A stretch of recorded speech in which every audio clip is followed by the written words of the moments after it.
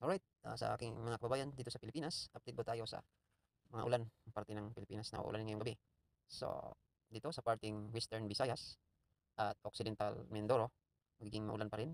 At dito naman sa may parting Northern Luzon, kasi yung sentro ng bagyo ay dito malapit dito sa may Dasol, Bulinaw, sa may parting malapit sa bagyo.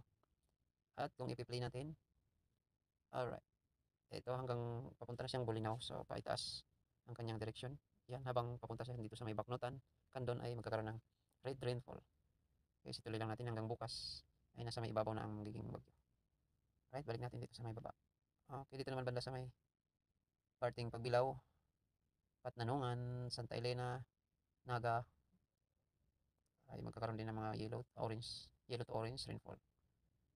Okay, ang dito sa may bandang Panay area ay mapituhan. Dito ng alas 10.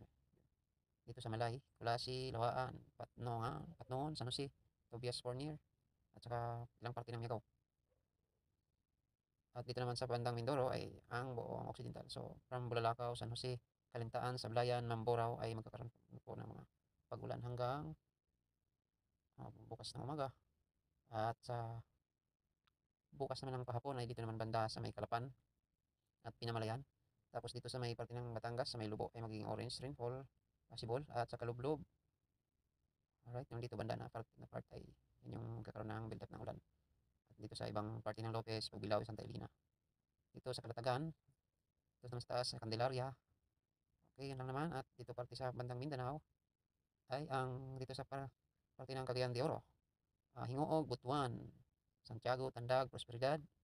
Dito naman sa may Cotabato, sa may Pikit, Cotabato. Tapos dito sa Digos, Davao, at Baganga. So yan yung mga possible na uulanin.